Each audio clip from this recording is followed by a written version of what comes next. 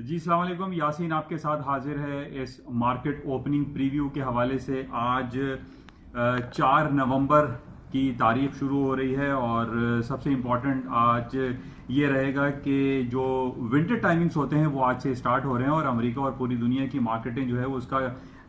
1 घंटा उन्होंने पीछे कर दिया है। तो यानी घड़ियां हमारी 1 घंटे आगे की तरफ हो गई हैं। तो यानी जो मार्केटें पहले सुबह 3 बजे खुलती थी अब वो 4 बजे खुला करेंगी। ये विंटर टाइमिंग्स हैं। अच्छा, इस हवाले से जैसा कि मैं प्रीव्यू में आपसे हमेशा ये बयान करता हूं कि मैं इन 2 दिनों में ये ढूंढ रहा होता हूं कि सैटरडे और संडे कौन सा ऐसा इवेंट रहा हो या हो रहा है जिसका इफेक्ट मंडे मार्केट ओपनिंग पे पड़े। तो इम्पॉर्टेंट मेरे पास जो अभी जो खबर चल रही है उसमें सबसे ज़्यादा इम्पॉर्टेंट ये है कि पूरी दुनिया में अगर आप मीडिया स्ट्रीम लाइन चेक करें तो उसके अंदर सिर्फ और सिर्फ एक इम्पॉर्टेंट न्यूज़ है, वो है सऊदी अरामको की लिस्टिंग के हवाले से कि सऊदी अरामको जिसके आईपीओज 1 या 2 महीने के अंदर तमाम तफसीलात उसकी इशू कर दी जाएंगी। इनिशियल पब्लिक ऑफरिंग इशू कर रहा है सऊदी अरामको, वो अपनी कंपनीज को पब्लिक के लिए पेश कर रहा है और ये कहा जा रहा है कि तकरीबन 1 से 2% अभी इनिशियली वो इंट्रोड्यूस कराएंगे और पब्लिक को उसके शेयर्स जो है वो खरीदने का मौका मिलेगा। और पहली बार ऐसा होने जा रहा है कि एक आम आदमी भी सऊदी अरामको का हिस्सेदार बन सकेगा, शेयर होल्डर बन सकेगा। बहरहाल ये बहुत दिनों से बातें चल रही थी, तकरीबन 2 महीने पहले भी इसकी आईपीओ इशू होने की खबरें चल रही थी, लेकिन हमने देखा था कि सितंबर के महीने में एक अबी कैक के मुकाम पे सऊदी अरब में एक ऑयल रिफाइनरी यानी इसी अरामको के एक सेक्टर में अटैक हुआ था और उसमें ब्लास्ट हुआ जिसकी वजह से काफ़ी वहाँ पर उनकी जो प्रोडक्शन थी वो भी हर्ट हुई। और जिसके बाद हमने ये देखा कि काफ़ी ख़ास तौर पर ईरान और सऊदी अरब के दरमियान काफ़ी तलखियाँ जो है वो बढ़ती चली गई और इसी तरीके से ईरान और अमेरिका के दरमियान जो है वो काफ़ी बातें चलने लगी कि जनाब वो ईरान ने अटैक करवाया है। तो ऑयल टैंकर्स पे जो अटैक हुए पिछले दिनों उसमें भी ईरान और सऊदी अरब आपस में काफ़ी इसमें मुलविस दिखाई दिए, लेकिन जिसकी वजह से हमने देखा था कि आईपीओ जो कि सऊदी अरामको के इशू होने थे सितंबर और अक्टूबर के महीने में वो डिले कर दिए गए और अभी आज की तारीख में ये ऐलान किया गया है कि सऊदी अरामको को पब्लिक के लिए पेश किया जाएगा, उसके आईपीओ इशू किए जाएंगे। अभी उसकी कंप्लीट तफसीलात जो हैं वो अभी अवेलेबल नहीं है, वो तकरीबन 1 से 1.5 महीने के अंदर वो पब्लिक इंटरेस्ट जैसे जैसे डेवलप होगा, जिसमें ये कहा जा रहा है कि पूरी दुनिया में भी इसका इंटरेस्ट को चेक किया जाएगा, क्या दूसरे ममालिक के जो लोग हैं या स्टेट हैं वो इसमें अपना इंटरेस्ट शो करते हैं या नहीं। अब ये कहा जा रहा है कि जनाब सऊदी अरामको जो है वो $2 ट्रिलियन उसकी वर्थ है और उसके जो आईपीओ इशू किए जाएंगे वो $2 ट्रिलियन के हवाले से ही इशू किए जाएंगे कि $2 ट्रिलियन जो है वो मार्केट से उनको मिलने चाहिए। लेकिन बहुत सारा जो है कंफ्यूजन इसमें दिखाई दे रही है। इसमें हम ये नहीं कह सकते कि आज अभी जो 3 से 4 घंटे के बाद मार्केटें खुलेंगी तो वो बहुत ज़्यादा हाई नोट पे खुलेंगी या प्लस हो जाएंगी या आईपीओ के इशू होने की जो खबर आई है इस पे स्टॉक मार्केटों में बहुत तेज़ी आएगी, ऐसा नहीं है। हालांकि अमेरिका की स्टॉक मार्केट में जो तेज़ी का रुझान है वो तो हम कई महीनों से देख ही रहे हैं, उसके अंदर मुस्तकिल इजाफा ही होता चला जा रहा है। और जुमे को जो मार्केट है अमेरिका की स्टॉक S&P, डाउ जोन्स और नेस्डैक जो क्लोज हुए थे वो तारीख की बुलंद तरीन सतहों पर बंद हुए थे। खास तौर पे नेस्डैक और S&P, डाउ जोन्स में अभी भी तकरीबन 100-150 पॉइंट का लाइफ हाई या हिस्ट्री हाई बनाने का रूम मौजूद है। लेकिन ओवरऑल जो सिनेरियो हम देख रहे हैं कि अमेरिका की जो रिपोर्ट्स आ रही हैं, जो इंडिकेटर्स हैं वो तमाम बेहतरीन है, प्लस में है, ग्रीन टेरिटरी में है, कहीं कोई हमें खराबी दिखाई नहीं दे रही, जिसकी वजह से हम ये देख रहे हैं कि अमेरिका की स्टॉक मार्केट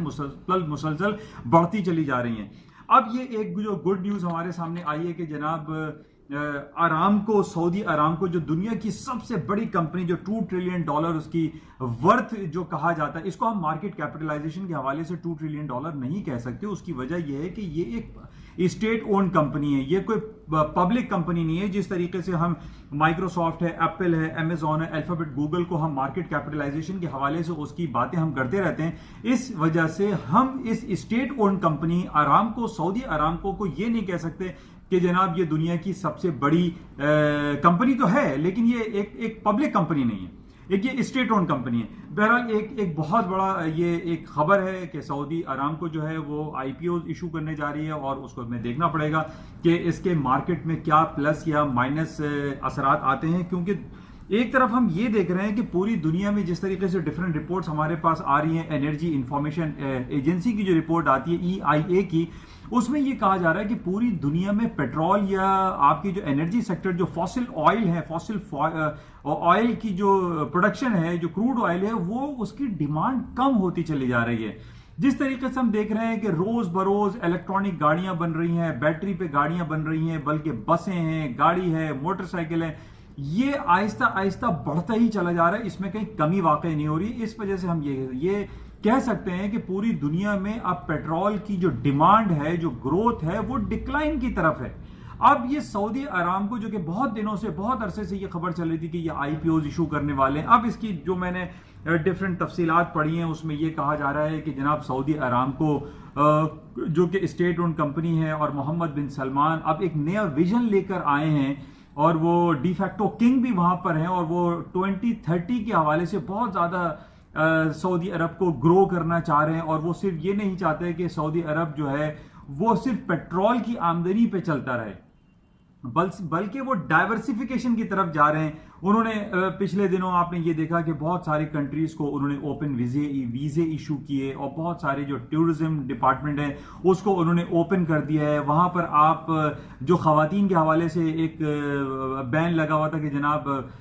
जो वो एक महरम के साथ ही निकल सकती हैं, उसके ऊपर से भी पाबंदी हटा ली। ड्राइविंग लाइसेंस भी वहां पे खवातीन अब हासिल कर सकते। बहुत सारी जो है ना ओपननेस नजर आ रही है सऊदी अरब के अंदर। और अब ये सऊदी अरामको को IPO इशू करना, ये भी उसी सिलसिले की एक कड़ी है। तो बहरहाल इसको हम देखेंगे कि इसका इफेक्ट क्या पड़ता है। लेकिन अरामको की मैं थोड़ी सी जो तफसीलात देख रहा था उसमें यह था कि बैक इन 1933 में सऊदी अरब और एक कंपनी थी जिसका नाम है Californian based standard oil company, जो कि बाद में शेवरॉन के नाम से जानी जाती रही और अभी भी हम शेवरॉन के नाम से जानते हैं। इन दोनों कंपनीज ने मिलकर ये अरामको, सऊदी अरामको को क्रिएट किया, बनाया और एक आज दुनिया का एक सबसे बड़ी कंपनी, खासतौर पे जो स्टेट ओन्ड कंपनी है, वो दुनिया में सबसे बड़ी गिरदानी जाती है। इसके अलावा बहुत सारी दूसरी कंपनीज है जो कि प्राइवेट कंपनीज है, एक्सॉन मोबिल है, शेवरॉन है, ये दूसरी कंपनीज है। लेकिन जो सऊदी अरब बल्कि पूरी दुनिया की सबसे बड़ी कंपनी, जो ऑयल रिफाइनरी, जो ऑयल प्रोडक्शन के हवाले से जो कंपनी है, जो गैस, ऑयल एंड गैस के हवाले से है, वो सऊदी अरामको जो है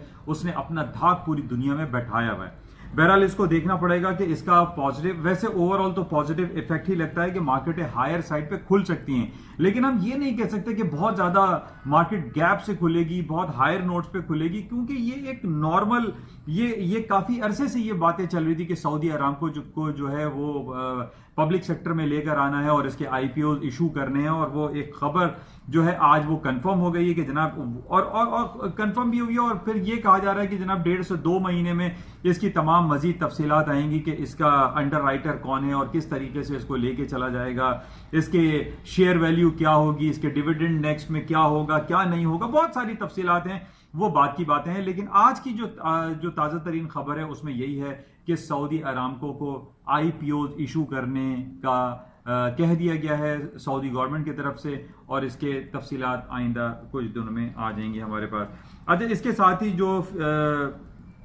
मार्केट क्लोज हुई थी फ्राइडे को, वो तमाम पॉजिटिव नोट्स में क्लोज हुई थी। S&P, Dow Jones, Nasdaq, Dow Jones के अलावा नेस्डैक और S&P हमने देखा कि तारीख की बुलंद तरीन सतहों पर क्लोज हुई। डाउ जोन्स में अभी भी तकरीबन 150 से 200 पॉइंट का ऊपर जाने का रूम मौजूद है। उसने अपनी तारीख के जो उसका हाई था 27,400, वो पिछले 2 महीने पहले वो बनाया था, लेकिन अभी 27,150 200 पे मार्केट बंद हुई थी। तो इसमें अभी पोटेंशियल मौजूद है कि ये अपना नया लाइफ हाई, हिस्ट्री हाई बना सकता है। अच्छा, अभी जो हमारे पास हफ्ता और इतवार 2 दिन जो गुजरे हैं, इसमें हमें कहीं नेगेटिव खबर दिखाई नहीं दी, बल्कि ये सऊदी अरामको की पॉजिटिव खबर है। इसकी वजह से स्टॉक मार्केटों में मजीद तेजी आ सकती है। दूसरी तरफ हम ये इंपीचमेंट के हवाले से देख रहे हैं, ब्रेक्जिट का जो सिलसिला चल रहा है वो एक तरफ अब जैसे मैंने आपसे कहा था कि जब बहुत सारी बातें चलती रहती हैं, Brexit Brexit Brexit, impeachment, Trump की इंपीचमेंट के हवाले से जो बातें चल रही हैं, ये बहुत तूल पकड़ गई और बहुत दिनों से ये बातें चल रही हैं। अब इसके अंदर वो पोटेंशियलिटी, वो करंट नजर नहीं आता कि जिसकी बेस पे हम ये कहेंगे स्टॉक मार्केटें गिर जाएंगी या नीचे आएंगी या ऊपर चली जाएंगी। इसमें कुछ नहीं होगा। ये एक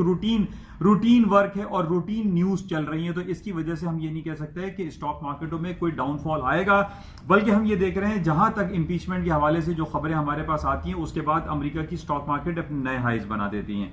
अच्छा, दूसरी तरफ हम ये ब्रेक्जिट का जो सिलसिला दे रहे हैं, इसमें 12 दिसंबर डेट फिक्स हो चुकी है। 12 दिसंबर यानी प्री क्रिसमस इलेक्शन होंगे बरतानिया में, और उसमें यह देखा जाएगा कि लेबर पार्टी जीतती है या कंजर्वेटिव पार्टी जो कि अभी रूलिंग पार्टी है। और यह कहा जा रहा है कि अगर लेबर पार्टी जीत जाती है तो ब्रेक्जिट का सिलसिला टोटली खत्म हो जाएगा। अच्छा, इसके साथ जो गोल्ड की प्राइसेस थी वो भी हमने देखा कि 1510, 1513, 14 पे मार्केट बंद हुई। वही लेवल जो मैं बहुत अरसे से आपसे कह रहा हूं कि 1480 और ऊपर 1520, ये दो लेवल्स के अंदर गोल्ड की मार्केट स्टक है, रुकी हुई है, मार्केट इसके बियॉन्ड नहीं जा पा रही हैं। अब हमें ये देखना पड़ेगा कि अब ये जो डिफरेंट हमारे पास न्यूज आ रही हैं, जो प्रोसेस चल रहा है यानी इंपीचमेंट, ब्रेक्जिट और सऊदी अरामको के हवाले से जो भी सिलसिले हैं, इनको हमें देखना पड़ेगा कि इसका इफेक्ट पॉजिटिव या नेगेटिव गोल्ड की मार्केट में क्या पड़ता है। लेकिन अभी फिलहाल जो इंडिकेशन हमारे पास मौजूद है उसमें यही कहा जा रहा है, क्योंकि अमेरिका ने पिछले हफ्ते अपना interest rate 25 basis point cut किया है, गोल्ड की मार्केट करेंसी मार्केटों में मजीद तेजी आ सकती है। तो और इसी तरीके से स्टॉक मार्केट में भी तेजी का रुझान बरकरार रहेगा, क्योंकि हमें पूरे हफ्ते कोई भी ऐसी नेगेटिव खबर दिखाई नहीं दी जिस बेस पे हम ये कहें कि जनाब स्टॉक गिर जाएंगे, गोल्ड सिल्वर नीचे आ जाएगा, करेंसी नीचे आ जाएंगी। नहीं,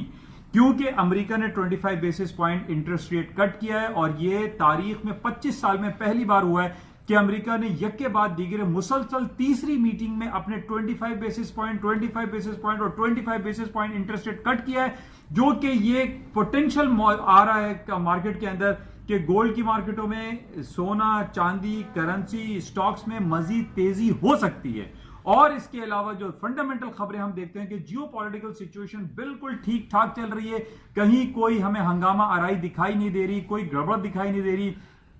सिवाय जैसे मैंने आपसे कहा कि हांगकांग का मैटर काफी सीरियस इख्तियार कर गया है, कश्मीर इशू काफी प्रॉब्लम क्रिएट हो रहा है, लेकिन ये एक रूटीन न्यूज हो गई है। अब जो मार्केट प्लस या माइनस की तरफ आती है, एट सडन न्यूज अगर कोई आए, कोई बहुत बड़ी खबर अचानक आ जाए, तो उसकी वजह से तो मार्केट डाउन होती है या हायर साइड पे जाती है। लेकिन हम ये देख रहे हैं, अब जैसे सऊदी अरामको की न्यूज भी आई है कि जनाब इन्होंने आईपीओ इशू करने का कहा है, तो ये बहुत अरसे से बातें चल रही है, कोई नई बात नहीं है कि आईपीओ इशू कर दिया। आज इन्होंने ये किया है कि आज इन्होंने ऐलान कर दिया कि आइंदा 1.5-2 महीने के अंदर इसके आईपीओ इशू हो जाएंगे। इसलिए इस बेसिस पे हम ये नहीं कह सकते कि जनाब स्टॉक मार्केटों में बहुत तेजी आ जाएगी। तेजी तो है ही, तेजी तो वैसे ही है। और अभी भी यही मैं आपसे दोबारा इस बात का इजहार कर रहा हूं, जिक्र कर रहा हूं कि अमेरिका की स्टॉक मार्केटों में गोल्ड सिल्वर करेंसी में तेजी बरकरार रहेगी, क्योंकि हमें कहीं बैड न्यूज दिखाई नहीं दे रही है। तो बहरहाल ये सिलसिले हैं, और अभी से तकरीबन 2 से 3 घंटे के बाद मार्केटें खुल जाएंगी। इंशाल्लाह राब्ते में रहेंगे। जाते हुए मैं फिर आपसे ही कहूंगा कि इस यूट्यूब चैनल को, जो कि उर्दू और सहल अंदाज में, इसको सब्सक्राइब जरूर करें, क्योंकि ये एक आसान लफ्जों में बातें बताई जाती हैं कि दुनिया में क्या हो रहा है और मार्केटें किन लेवल्स पे और किन बेसिस पे ओपन होंगी। इंशाल्लाह राब्ते में रहेंगे और सुबह की मॉर्निंग ब्रीफिंग में आपसे दोबारा मुलाकात होगी इंशाल्लाह। Thank you.